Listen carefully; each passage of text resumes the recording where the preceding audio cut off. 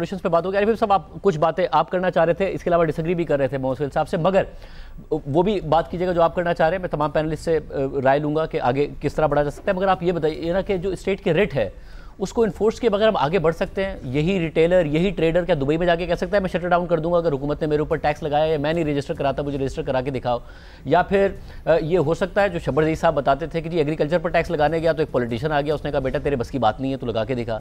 जब real estate पर गया तो बाजवा साहब आ गए, बाजवा साहब ने कहा कि हमारे तो DHA का काम ही इससे चलता है, ये आप क्या करने लगे कि प्रॉपर्टी रीवैल्यूएट करने लगे, उसकी जो वैल्यूज़ हैं। स्मगलिंग दरमियान में बंद हुई थी, अभी एज ऑफ नाउ अप्रैल के महीने में हालांकि गंदम की कटाई होती है, डीजल की ऑफटेक ज़्यादा होती है, नहीं है, हमें PDL का लॉस होगा क्योंकि फिर ईरान से स्मगलिंग हो रही है, फिर उसको कोई रोकने वाला नहीं है, रिफाइनरीज के ऊपर प्रेशर आ रहा है। तो रियासत की रेट मुख्तलिफ एरियाज में इन्फोर्स के बगैर चल सकते हैं हम आगे?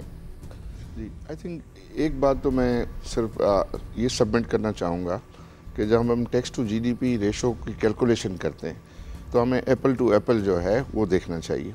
एक तो ये है कि हमारे यहाँ 20% ऑफ अवर GDP जो है वो टैक्स फ्री है, एग्रीकल्चर जो है।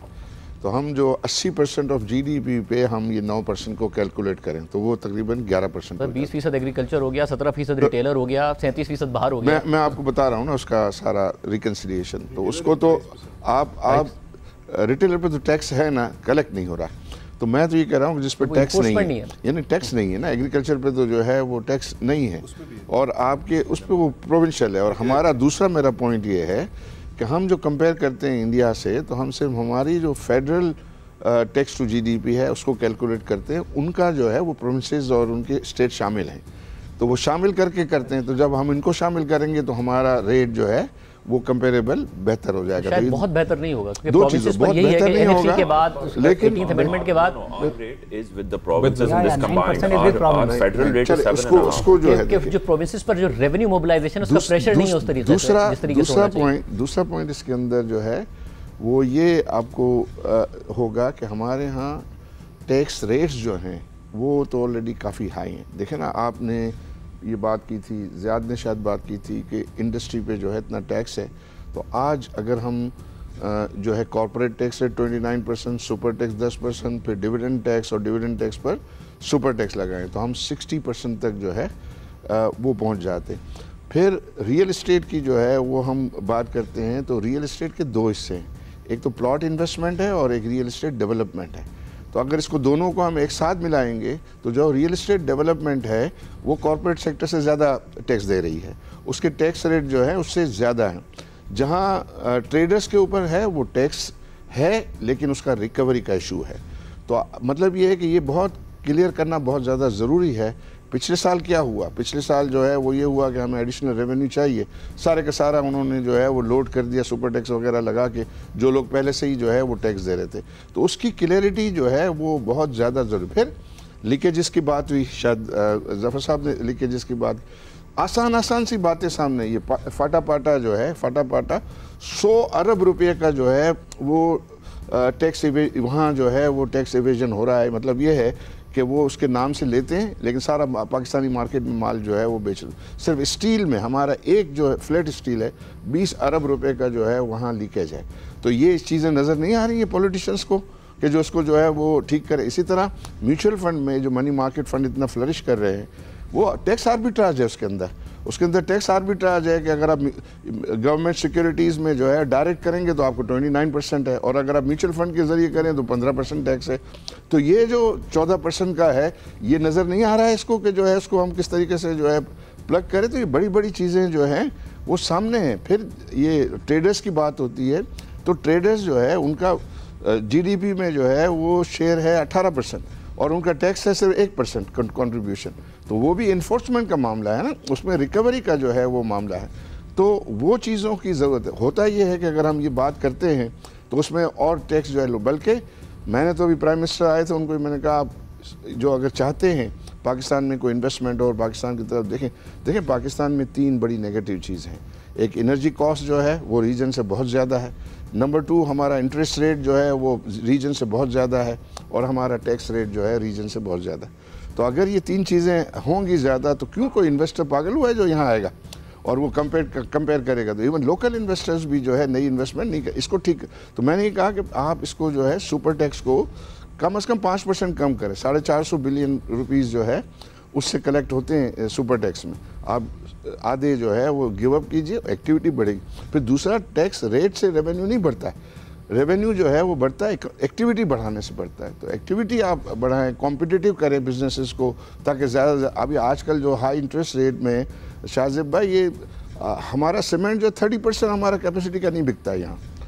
और इधर जो है पिछले दिनों जो है वो जो कंसेशनल जो है वो टैक्स स्कीम आई थी, तो उन्होंने क्या उसको सीमेंट में जो है वो एक्सपेंशन के लिए फर्दर जो है वो जो है ये लोन दे दिया गया था 2-3% पे।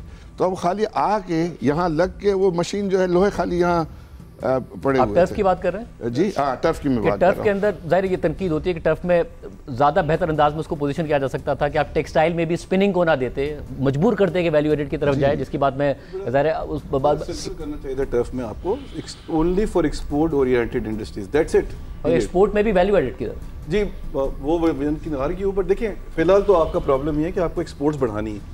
अब वो बिल्कुल डिफरेंट डिस्कशन है, आई गेस वो आपने शायद करंट अकाउंट में बात किया हुआ, तो उस पे हम बात करेंगे। मैं सवाल ही दोबारा फ्रेज कर देता हूँ। एक तो टू द पॉइंट किस तरह रेट अपनी स्टैब्लिश करें, कुछ बातें आरिफ हबीब साहब ने की हैं, आप उससे एग्री करते हैं डिसएग्री करते हैं, मगर साथ ही क्योंकि सारे प्रॉब्लम्स लिंक्ड हैं। जो आरिफ हबीब साहब कह रहे हैं कि जी हमारे जो टैरिफ्स हैं वो खित्ते में सबसे ज़्यादा हैं, टैक्स जो है वो इंडस्ट्री पे ज़्यादा लग रहा है, वो इसलिए कि फिस्कल डेफिसिट को हम फिल करने के लिए जो मुख्तलिफ इंटरेस्ट रेट्स भी हमारा इसलिए ज़्यादा है कि माजी में फिस्कल डेफिसिट का प्रॉब्लम था, जिसकी वजह से करंट अकाउंट डेफिसिट हुआ, जिसकी वजह से आज हम इसको किसी भी तरीके से हमने शरह सूद बढ़ाई हुई है। जो बिजनेसेस है पाकिस्तान के वो कंप्लेन करते हैं कि जी जो बैंक्स हैं उनका इंटरेस्ट नहीं है कि वो आएँ और हमें कर्ज दें। अब 22-23% तो शायद उनके लिए वायबल भी नहीं है, इसलिए 80% से भी ज़्यादा बैंक्स ने इन्वेस्ट किया हुआ है गवर्नमेंट सिक्योरिटीज़ में। मगर जब कम इंटरेस्ट रेट्स होते हैं तब भी बैंक्स कोशिश नहीं करते, उनके लिए बड़ा आसान रास्ता है। एक तो सर एक तनकीद गवर्नमेंट पर है कि आप अपना फिस्कल डिसिप्लिन ठीक करें ताकि बैंक की डायरेक्शन प्राइवेट सेक्टर की तरफ हो, बट बैंक्स के ऊपर भी है कि स्ट्रांग हो गए हैं मगर उनका फिर भी जो सिमत है वो नहीं है प्राइवेट सेक्टर को मजबूत करने में। जी, मेरे ख्याल से ये जो तनकीद है ये कोई अनफाउंडेड नहीं है, ये बिल्कुल सही तनकीद है। एंड आई थिंक बैंकों को ज़्यादा करना चाहिए, मैं इससे बिल्कुल डिसएग्री नहीं करता। मगर बात ये कि बहुत सारी चीज़ें हम पे मुद्दा ऐसे डाल दिए जाते हैं जो शायद अनजस्टिफाइड नहीं। बैंक्स बहुत हद तक बहुत डिफरेंट तरीके से कंट्रीब्यूट कर रहे हैं टुवर्ड्स टैक्सेशन। हमारा जो टैक्स है वो हाईएस्ट है as a percentage in the region. किसी भी पूरे रीजन में ये टैक्स रेट नहीं है जो हमारा है, और पूरी पाकिस्तान में भी इस वक्त सबसे हाईएस्ट टैक्स रेट ब्रैकेट जो है वो बैंकों का है। तो सो देयरफॉर ज़रूर तनकीद कीजिए, मगर एक और बात के जहन में रखिएगा कि अगर यही बैंक्स जो हैं कल को वो अपना जस्ट आर्ग्यूमेंट से अगर वो पुल कर लेते हैं प्लग और गवर्नमेंट को पैसे नहीं देते तो फिस्कल डेफिसिट आप कहाँ से करेंगे fund? 95% of the fiscal deficit funded by the banks. But मैं बैंकों को डिफेंड करने के लिए मेरा ख्याल है शायद शाहजेद साहब उसके लिए हम एक अलग प्रोग्राम रख लेंगे, क्योंकि अगर आज उस पर हम चल पड़े तो बड़ा मसला हो जाएगा। जो स्टेट की रिट है टैक्स मोबिलाइजेशन में जिसकी वजह से हम यहाँ खड़े हैं वो कैसे की जाए? अच्छा देखिए, एक तो मैं आरिफ भाई जो अभी बात कर रहे थे, मैं उस पर गुजारिश करना चाह रहा हूँ कि तीनों जगह पे टैक्स लगा हुआ है। रियल एस्टेट पे भी टैक्स है, एग्रीकल्चर पे भी टैक्स है और रिटेल पे भी टैक्स है। ये तीनों सेक्टर मिला के 52% ऑफ द इकोनॉमी है। We are just not collecting the tax. कहाँ लिखा हुआ है इनकम टैक्स का वो शेड्यूल जो है वहाँ कहाँ लिखा हुआ है कि रियल एस्टेट इज एग्जेम्प्ट? कहीं भी लिखा हुआ। आपको कौन रोक रहा है कलेक्ट करने से? आप जाएं कलेक्ट करें। This is when I said when I said compliance earlier, this is what I meant. मैं बहुत खुश हूँ इस बात पे, although it's a controversial topic, but मैं क्योंकि उसका पर्सनली बहुत बड़ा सपोर्टर हूँ और क्योंकि सुहेल ने उसको छेड़ दिया है तो मैंने उसका फ़ौरन मौका गनीमत जानते हुए मैंने सोचा मैं उसको भी जिक्र कर दूं। प्रोग्रेसिव वेल्थ टैक्स और मिनिमम एसेट टैक्स, देखिए ये नीड ऑफ द आवर है, वेदर वी लाइक इट और नॉट, ये हमें लगाने पड़ेंगे। इफ़ वी अगर ये हम दोनों चीज़ें कर लेते हैं तो 2% ऑफ द GDP में ऐड हो जाता है। And how far we'll escape from it? अगर ये स्कैंडिनेवियन कंट्रीज़ में लगा हुआ है तो हमें क्या प्रॉब्लम है? That's a completely different argument कि जी वो वहाँ डिलीवरी भी करते हैं, वो देते भी हैं। That's a second part of the argument and discussion, but nevertheless this is something which is necessary and has to be done. जहाँ तक हमारे मामला है रिट की, आपने बात की, जब गवर्नमेंट को रिट अपनी इस्टेब्लिश करनी होती है तो वो इस्टेब्लिश कर लेती है। दो एग्जाम्पल्स मैं और दूंगा जो आपने दी थी।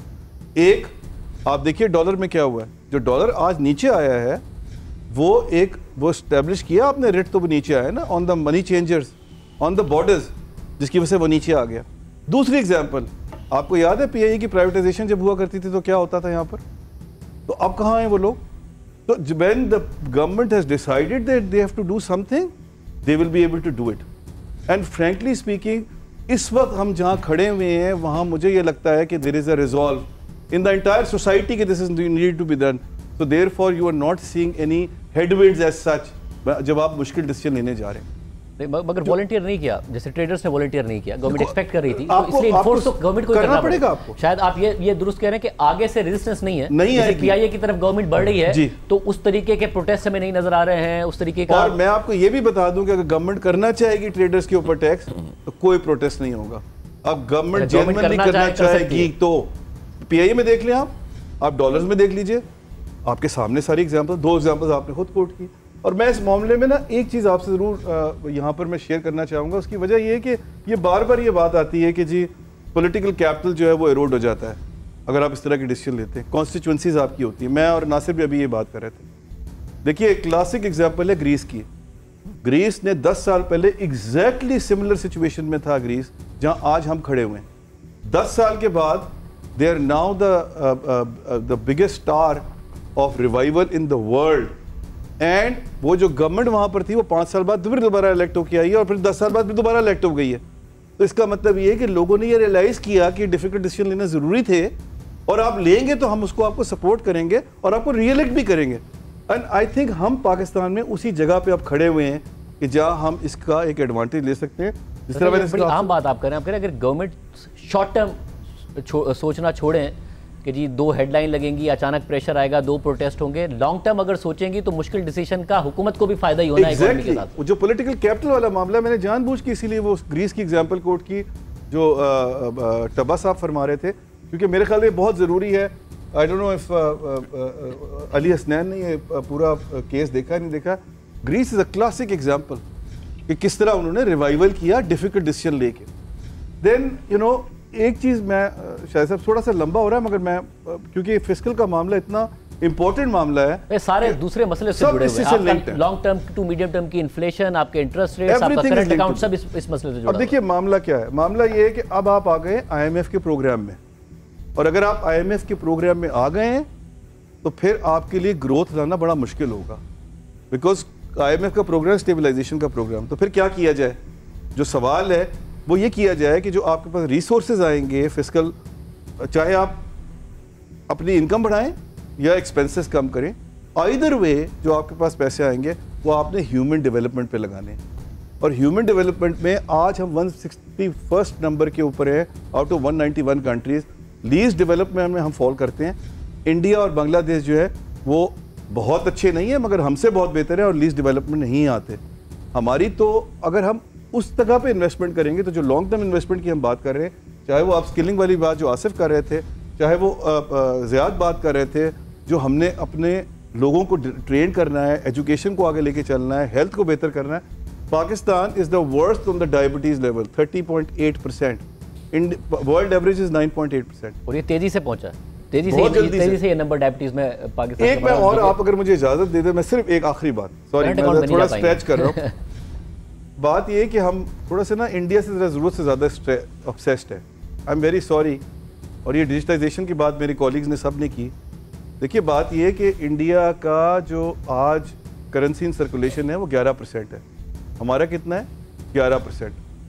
तो वो ये जो पूरी डिजिटाइजेशन की बात होती है उन्होंने बहुत अच्छा काम किया, बट उसमें उन लोगों को अंदर लाना जो है वो डिजिटाइजेशन पर से नहीं करेगी। This is what I am trying to highlight here. India में जो डिजिटाइजेशन हुई है उससे फायदा हुआ है इकोनॉमी को, डॉक्यूमेंट करने का बहुत ज्यादा फायदा हुआ है। मैं आपको बता रहा हूं, बड़ी दुकान से लेकर ठेले तक में आपको उस डिजिटाइजेशन का इंपैक्ट नजर आता है। जो हमारे मैं तो आपसे नंबर शेयर कर रहा हूँ शाहजेब, 11% करेंसी सर्कुलेशन है, 45% इनफॉर्मल मार्केट है, पाकिस्तान 35%, पाकिस्तान करेंसी सर्कुलेशन 11%। जो उनकी फॉर्मल इकोनॉमी है उन्होंने उसमें बड़ा बेहतरीन काम किया डिजिटाइजेशन का। मैं जो पॉइंट यहाँ लाना चाह रहा हूँ वो ये, और ये आपके फिस्कल से रिलेटेड है इसलिए मैंने जान के हाईलाइट किया, टेक्नोलॉजी आप ज़रूर लेके आइए मगर टेक्नोलॉजी पर से विल नॉट मेक श्योर कि आपके जो है ना कलेक्शंस बेहतर हो जाएंगी। जैसे मेरा ख्याल है हमारे जो इस साइड के पैनलिस्ट हैं उनके लिए बहुत सारे सवाल जमा हो रहे हैं, बट